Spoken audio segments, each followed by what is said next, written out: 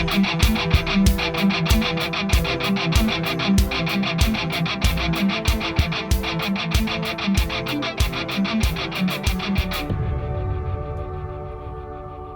is Jerome Corsi, and today it's Thursday, July 6th, 2023. Thank you for joining us here at thetruthcentral.com. First story I want to get into has to do a lot with the economics.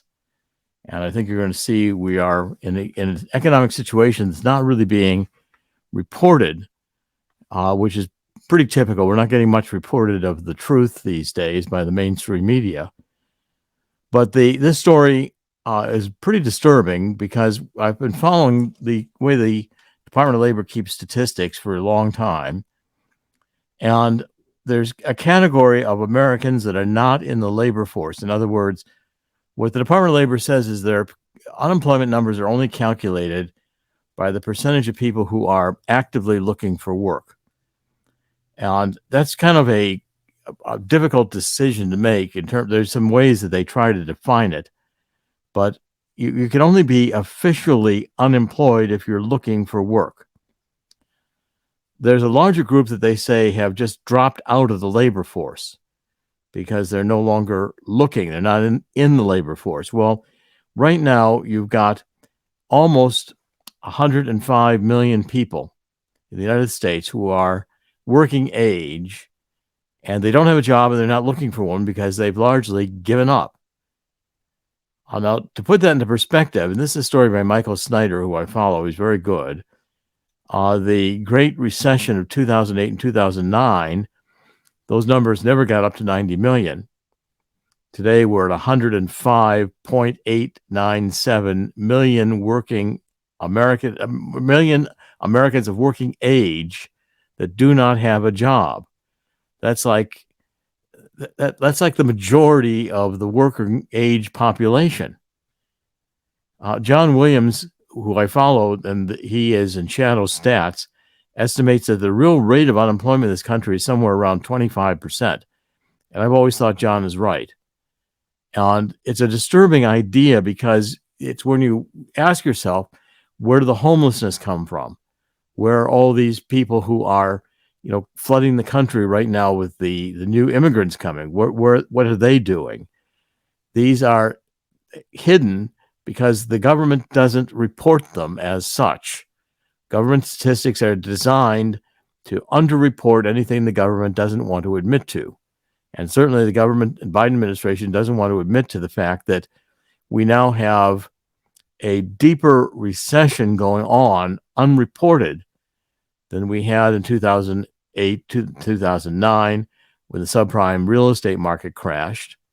And in fact, in some ways, I think it compares to almost depression level numbers in terms of the growing unemployment, true unemployment, and the growing homelessness in America, which is very alarming. Again, out of sight, because again, it's not convenient for the Biden administration to admit that they're failing this badly. I think they intend to fail this badly. I think this is part of the current deconstruction of America, the current destruction of America that the woke neo-Marxists have in mind, because we're taking a whole series of suicidal approaches that I think are pretty frightening. Now, the second story, which is on this site Statistica, which is a good site, I follow it pretty closely, shows that a quarter of Americans have few savings at all, and 1 in 10 have none. I mean, this is pretty alarming. So 12% of Americans have no savings. Less than $1,000, 27%. Less than $10,000 to between 1 and 10,000, 18%. Only 11% of Americans have more than $50,000 in savings.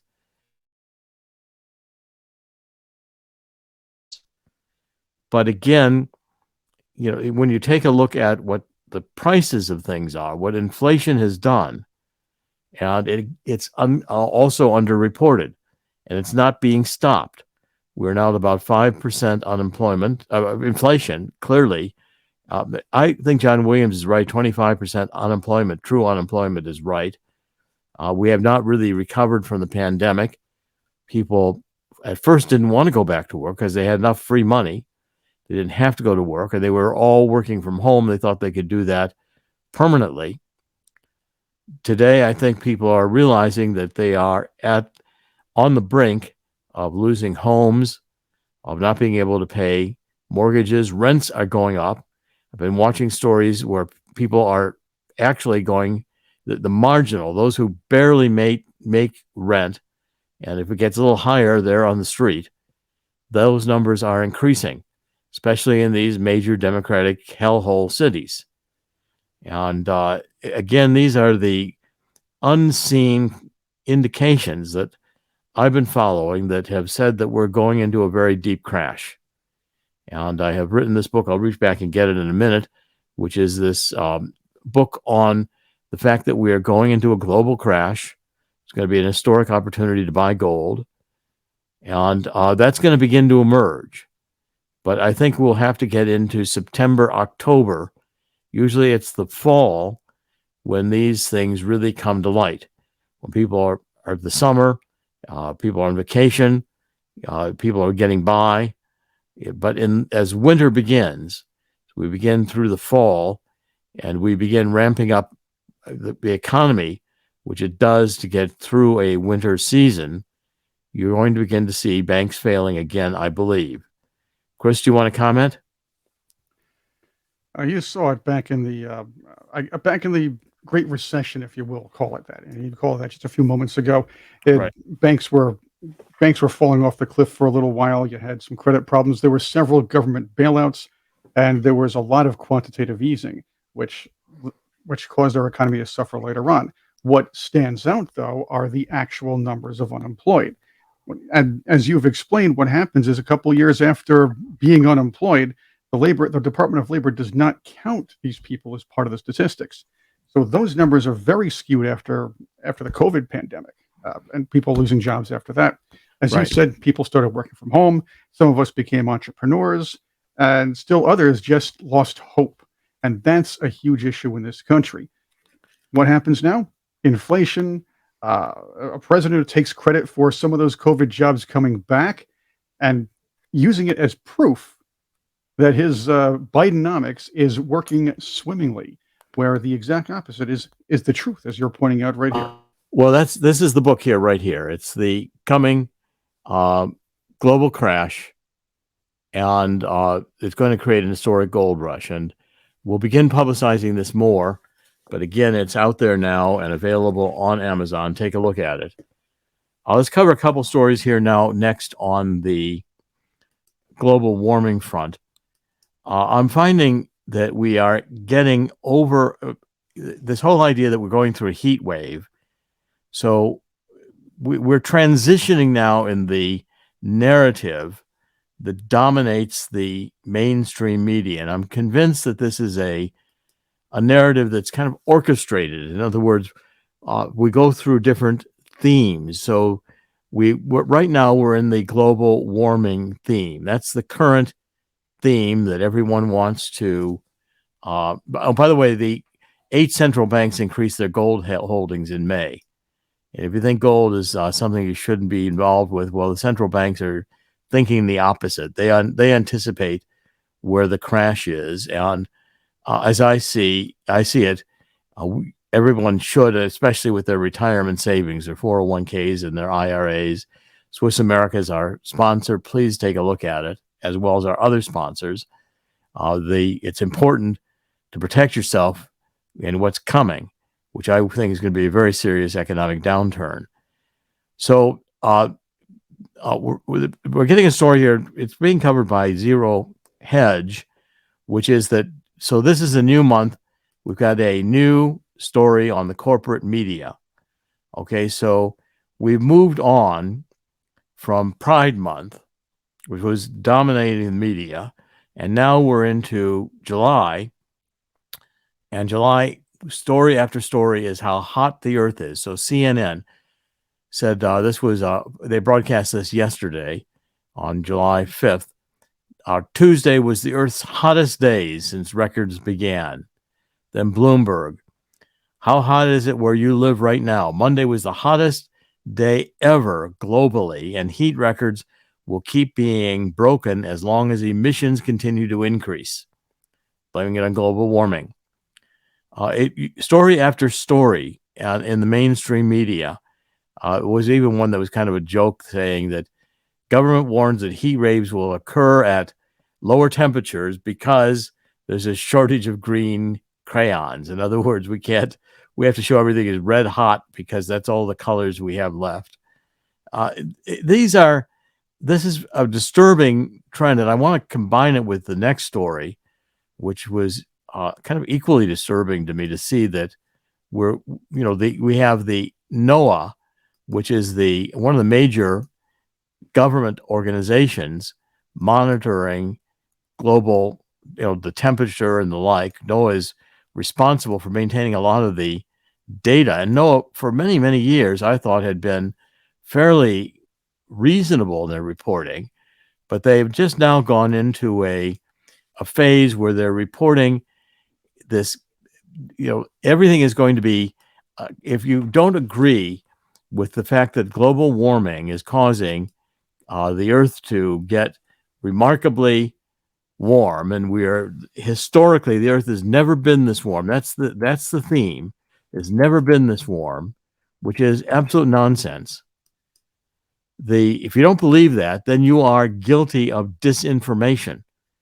And so the National Ocean and Atmospheric Administration, NOAA, went full Orwellian. They had this speech given by one of their spokespersons, who was saying it was about wildfire lies, a crash course in climate change misinformation. In other words, if you didn't agree that this is all human created global warming, then you were guilty of disinformation. They called it, so what is misinformation? Information that's false, inaccurate, or misleading. Information that contradicts the best available scientific evidence. Well, this is nonsense, because the science on the climate, if you go to, there is not a consensus on science among scientists that global warming is human caused. There is a neo-Marxist consensus that ought to be the narrative, but there is not a scientific consensus that it's true. Yet the problem is that fake news, which they want to call disinformation, it's spread with the purpose of misleading the audience. In other words, if I want to say, okay, here is the truth about the climate, and I've written this book here on the truth about energy, global warming, and climate change, and I'm trying to expose climate lies in an age of disinformation, that I am misinformation and I am lying, and so forth. Therefore, I need to be suppressed. Well, let me explain something about why one of the aspects is not being discussed in the mainstream media. We are in sun cycle 25. Sun cycles have been measured since about 1700s. Every 11 years, the sun goes into a new cycle. Sun cycles are either very active, where there's a lot of sunspots, or they're inactive. It has a lot to do with the internal magnetism of the sun and how the sun works internally. I mean, if you look at it, I keep reminding people, sun heats Earth. And that's not a tree ornament up there in the sky. It's not, people don't understand that without the sun, this would be a very cold place. We wouldn't have life here. The sun is the reason we have life. Now, the Biden administration wants to block out the sun in order to prevent climate change, which is insanity. This is the kind of an idea that you could sell in the Middle Ages, when people were completely uneducated.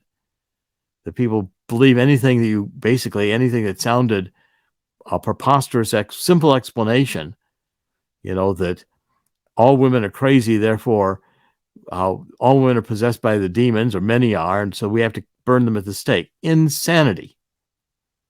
But it was a popular idea. Popular Misconceptions and the Madness of Crowds. Charles Mackay. I could pull the book off the bookshelf here. One of my favorites. And it's still going on. Now, as I pointed out, in the sun cycle 25, when the sun is hot, it means we're getting a lot more solar radiation.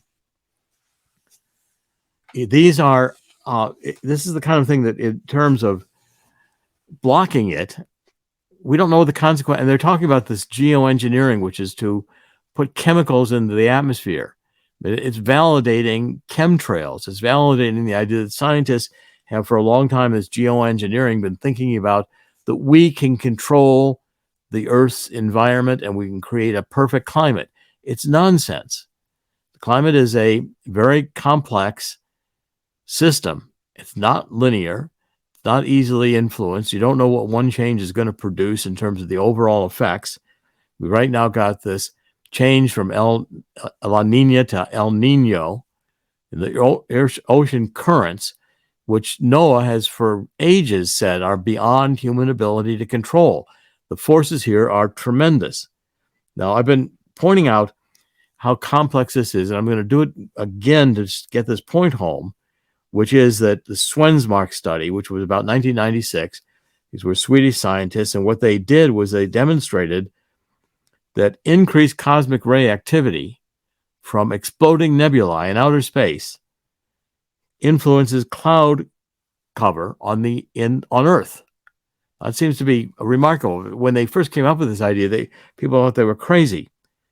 But what they reported was that the Earth's magnetic field increases when the active sun produced active sunspots. That's what's going on right now. The Earth's magnetic field decreases when the sun enters a minimum with decreased sunspot activity. So the Earth's magnetic field is a shield which blocks incoming cosmic rays from hitting Earth, from outer space to Earth. And what these scientists concluded was that there would be a sufficiently robust physical mechanism to explain why cosmic ray activity coming from outer space, as impacted by solar magnetism, could increase or decrease Earth's cloud cover, which would increase or decrease Earth's surface temperatures. Because again, cloud cover blocks the sun from heating the Earth. You know, these are very simple ideas, but people, at nighttime, the sun's not shining. It's colder. Why? Because the sun's not shining. Why is the sun shining? Because the Earth rotates. And we have gone to the side where the sun is not hitting us. It'll be hitting another part of the Earth. We'll come around again and it'll hit us again. This should be explained we should be explaining this to kindergarten children instead of transsexualism. Now, what they realized was the cosmic rays are high energy particles raining down from exploding stars, and they knock electrons out of air molecules. This produces ions, positive and negative molecules in the atmosphere. This is chemistry 101. Ions help the formation clusters of mainly sulfuric acid and water molecules to form, become stable against evaporation. The process is called nucleation and results in small clusters, which are aerosols. These aerosols are needed to grow nearly 1 million times in order to have an effect on clouds. The second role of ions is they accelerate the growth of small aerosols in cloud condensation nuclei, seeds on which the liquid water droplets form to make clouds. The more ions, the more aerosols, the more cloud condensation models. Now, when the sun is lazy, you don't have as many sunspots, there are more cosmic rays, more low clouds, and the Earth is cooler. Cooler both because the sun is less active and there are fewer clouds. There are more clouds being formed. When the Earth is active, when the sun is active, like right now, fewer cosmic rays reach the Earth with fewer lower clouds, and the world's warming up both because the sun is hotter, more irradiation is hitting Earth, and because there are fewer clouds forming because fewer cosmic rays get to the lower atmosphere. Fewer clouds means more of the intense irradiation of the sun is actually hitting Earth. So the sun became unusually active during the 20th century as a result That was one of the reasons why global warming affected the Earth. Cooling and warming of around 2 degrees Celsius have occurred repeatedly over the past 100,000 years as the sun's activity and cosmic ray influx have varied. So you've got a 11, 10,000 year cycle here of the sun, and it's going to happen again. The sun's active now. It will not be active necessarily in the next sun cycle. Over millions of years, much more significant variations of up to 10 degrees Celsius occur as the sun and Earth traveling through the galaxy visit regions of the galaxy with more or fewer exploding stars. So again, as we travel through the galaxy, we don't just stay stationary in the galaxy. The sun goes through the galaxy's rays, and the Earth and all the planets around the sun move around the galaxy. And as we hit different rays, which are bands of stars and planets, etc., and we hit bands which have more exploding nuclei, more exploding nebulae, we get more cosmic rays. We get into a less active band or between bands of the arms of the galaxy. We have less cosmic ray activity. These are the kinds of changes that affect whether Earth is a few degrees Celsius warmer or not, or whether there is a change that becomes a trend. To become a trend, it has to have a number of years, and the years are measured in geologic time. In other words, 2 or 3 years doesn't mean anything. It's a blip on a data series that goes back 4.6 billion years. Your real trends are only seen in millions, tens of millions, or hundreds of millions of years. And to not think that way and not be able to think that way, not be educated to think that way, it makes you vulnerable to this climate change nonsense. And that's going on. If people would read and think, it would not be possible to have a climate change hoax perpetuated saying that carbon dioxide is the reason the Earth gets warm. And we're going to spend billions of dollars. And the scientists behind this know it's nonsense. But within the universities right now, you cannot continue to teach, or you can't be rewarded with tenure unless you believe this neo-Marxist nonsense. For instance, I looked at the New York Times today, and it's always a mistake, but you've got to continue to read what they're writing. So the New York Times today has got an article out. They're very angry about this Supreme Court decision that was actually Jim Hoft was one of the main plaintiffs in this, arguing that that starting with Obama, but through Biden, we have had a government working with social media to deal with this disinformation. In other words, anybody who doesn't agree with the Marxist agenda, you're marked as trying to spread lies in order to defeat, because the truth to the neo-Marxist does not have anything to do with facts. It has to do with narratives. It has to do with social constructs. This will be my next book, which is coming out. It's the truth about neo-Marxism, cultural Maoism, and anarchy. We're going to begin doing here very quickly a series of broadcasts that will be proprietary. They're going to be on Patreon. Chris and I have just decided to really build this up. We're going to start it next week to get it going.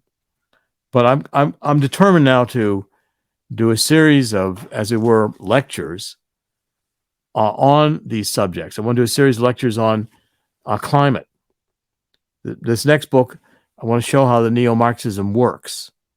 And I've determined that we can't do it through podcast because it is not enough time covering the news in order to get in depth in these subjects. We're going to also do it on the economy. So I think people don't understand how the economy works. They don't understand fundamental economic principles anymore. And they're not being taught in schools. Well, we'll create a Corsi University through sites like Patreon and other places. I'm thinking about Substack and other places because there's just too much information that needs to be out there, and it's not getting out there.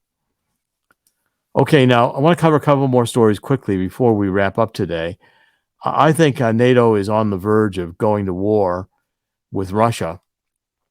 The NATO meeting is coming up this week and next week, and there are proposals whether or not we should have NATO put Finland, Sweden, as Sweden is on the table right now, and Ukraine into NATO. Well, I think the Hungary and maybe one or two of the other countries will block this. It will certainly be very, very provocative to Russia if it were to happen. But the point of this is that Germany is now recognizing, Germany, by the way, is going through already an announced recession. Germany is deindustrializing because German manufacturing, which has always been the backbone of the European Union, can no longer be competitive with the energy prices that Germany is facing after the cutoff of Russian natural gas. Donald Trump warned Germany about this, not to be so dependent on Russia. But when Germany imposed sanctions on Russia for invading Ukraine, Russia cut off the natural gas. And suicidally, but predictably, Germany also closed down its nuclear power plants. Well, what the consideration is that Germany is realizing that Russia has made it clear that some of these weapons that we're thinking about providing to Ukraine will mean effectively that NATO's at war with Russia. So, for instance, they're considering sending longer range weapons to Ukraine, which would allow, for instance, there's these missiles, cruise missiles, which can attack at 200 miles away. And the White House is thinking about a decision to provide Army tactical missile systems, which are ATACMS, Army tactical missile systems, which are capable of striking targets 200 miles away. Well, last month, Russian Defense Minister Sergei Shoigu, Shoigu, warned the West that Ukraine using long-range weapons to attack the Crimea Peninsula could lead to a direct war between Moscow and NATO. The use of these wet missiles outside the zone of our special military operation would mean the United States and Britain would be fully dragged into the conflict and would entail immediate strikes on decision-making centers in Ukraine. What that means is that Russia will retaliate with taking out Kiev. So Berlin is now receiving requests from Kiev to provide the Taurus KEPD 350 missiles, which are an air-launched missile with a range of 300 miles. Well, if we provide these weapons, this war will escalate, and Russia has nuclear weapons in Belarus, and they'll begin being tempted to use them. I want to cover one more story, but Chris, do you want to comment? Interestingly, on the surface of it all, the idea of bringing in more countries to NATO makes the alliance stronger. On the other hand, this is clearly, if you look deeper, it's clearly baiting Russia into some kind of conflict or some kind of threat. Remember, in 2000, in his manifesto, Vladimir Putin considers NATO the biggest threat to Russia as it stood. We, on the other hand, consider Russia and China huge threats to our way of life, or at least the old communist Russia was at one point, as communist China is now. Having said that, our administration, our government needs an enemy that we can supposedly unite against, and it's easy when a large country, as Kamala Harris would say, takes over a small country. It's easy to make those surface arguments. But if you're saying that NATO is deliberately bringing in border countries that border Russia, to join the alliance and pose a larger threat to a very dangerous, and I'm going to say at this point, less stable leader than we might think, it's clearly a provocation towards a war. Well, we're headed that way. We're headed towards nuclear war in Europe. We're headed towards it with Iran. And these, again, are steps that are being taken by the Biden administration, which are intentionally destructive. And when my new book comes out on the neo-Marxism, I'm going to begin explaining how the entire evolution of Marxism, which people have got to start understanding, has been to negate the culture. And that means negate the culture of capitalism. They're intentionally wanting to bring the United States down to a third world level. And the difference between people being able to survive and people being able to be essentially bankrupt is often one or two paychecks.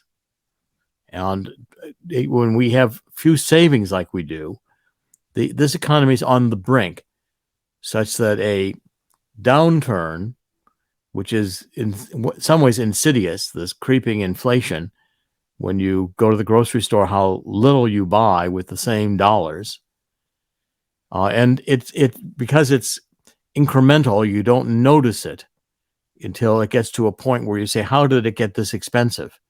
Because you keep going along with it. It's the frog and the hot water example, where you put a frog in the pot of water, you turn on the heat on the stove, the frog will cook to death, because the frog doesn't realize the gradual increasing of the temperature is going to be fatal to the frog.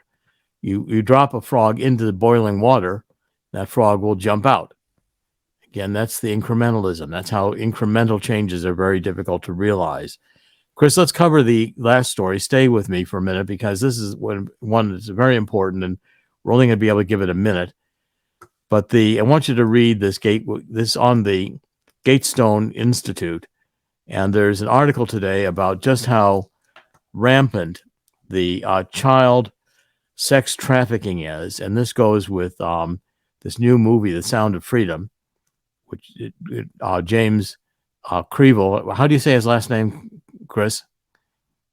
It's that would be Jim Caviezel. Jim Caviezel. Right. Yes, Jim Caviezel. Which is an excellent movie. I mean, I have not yet seen it, but I definitely want to. It's not going to be an easy movie to watch. The darkest secret is the sex trafficking. And there's some 85,000 children that are believed to be missing. And I'm just going to read the first paragraph. Whether the U.S. government has become the middleman in a large-scale, multi-billion-dollar child trafficking operation run by bad actors seeking to profit off children. And if you try to investigate it, the HHS, the Health and Human Services, does everything they can to keep this silent. During the last 2 years, the country has become an international hub for child trafficking. U.S. government's behind it. This is what this article says. Under Biden, hundreds of thousands of children have come into the country illegally. Once they get here, they're sold for sex, cheap labor, or forced to join gangs. Now, what happens is these sponsors that children are placed with are often international criminals or cartels that deal in sex trafficking or child labor. And if you try to stop it or you try to expose it, again, you're accused of disinformation. And under the standard, like this, I've been saying in this New York Times case, which I probably didn't cover enough, because the New York Times is saying right now, this was a case where a Judge Doughty in Louisiana, Jim Hoff's case, basically said that the Biden administration's got to quit working with social media to censor disinformation. In other words, to block conservative views. The left considers everything we believe about free speech, everything we believe about God, this is all disinformation. We're not allowed to believe this. And so therefore, the New York Times take is that the court ruling, which defends free speech, defends the First Amendment, says put social media at a crossroads of disinformation and free speech. In other words, they have to publish conservative views which they hate. This all started with Marcuse, who is part of the Frankfurt School, a Marxist in the United States, fleeing from World War II, who wrote about sex, part of the sexual revolution. And he wrote a book calling, that there should be no tolerance of conservative views because they were anti-Marxist. They weren't sufficiently utopian. They were going to hold us back. So we ought to ban them. Well, when you ban truth and you get into protecting child sex trade, when you get into protecting Hunter Biden with all of his crimes, when you get the Department of Justice going after Donald Trump under the Espionage Act. And by the way, the Department of Justice keeps releasing pictures of Donald Trump with these boxes being moved around. He was not charged with misusing classified information. He's charged under the Espionage Act, which is giving information like about troop movements to our enemies. That's what the act was designed to do. This is insanity. And we're living in this kind of an age where the outcome of this age is going to be massive economic downturn, nuclear war, and I don't know how long God will wait until judgment is passed on us for allowing it to get to this point. Chris, last comments? It's been going on for a long time. I remember a New York Times report a while, and I was surprised it was a New York Times report. It was some years, it was during the Trump administration, if I'm correct, that discussed that there were a lot of missing children when it came to across the U.S. southern border during the Obama administration years. That raised some eyebrows, but it never really hit the mainstream media as clearly as it should have. And I don't see it hitting the mainstream media as much now either. In fact, I note there are a lot of people in Hollywood circles basically trying to shoot down Jim Caviezel's new movie, Sound of Freedom. Yeah, it's amazing to me how much pedophilia, and I wrote a book a few years ago called The Bad Samaritans, saying that this LGBT movement, their next frontier was going to be pedophilia. That once they got accepted homosexuality and lesbianism, then moved to transgenderism, they would next go to pedophilia. I'll have to add something to this part. There were one of those lefty magazines, I think it was Slate, or was it Salon or Slate? I'm pretty sure it was Slate. They had somebody write an article. It was many years back, not too many, but it was in defense of pedophiles.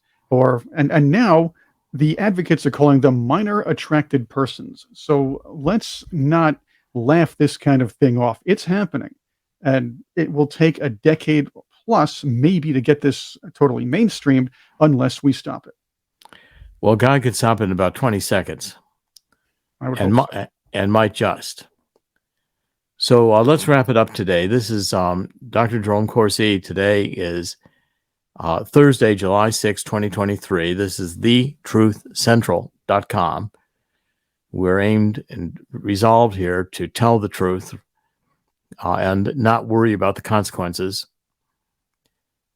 In the end, God always wins. God will win here too. It may be, I hate to think of what the judgment of God will be.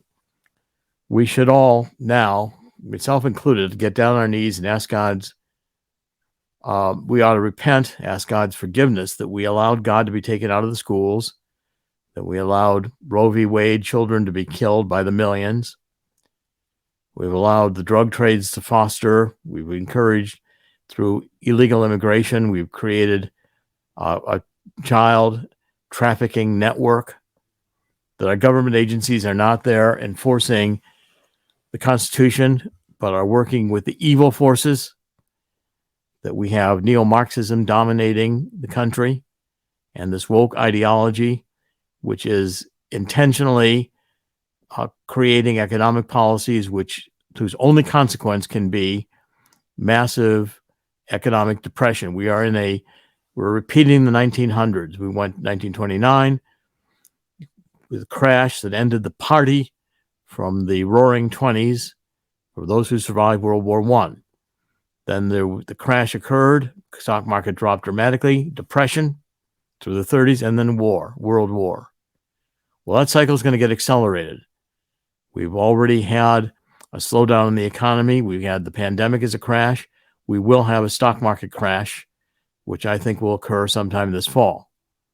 A dramatic one, followed by, I believe it's going to be a depression-era economy again, high prices and people losing homes. I hate to think of the consequences. And war right on the horizon. God can prevent this, but we have to do our part. The spirit of 2 Chronicles 7:14, we must now beg God's forgiveness. Dr. Jerome Corsi will be back tomorrow. We're broadcasting every weekday. Thank you for joining us at thetruthcentral.com. God bless.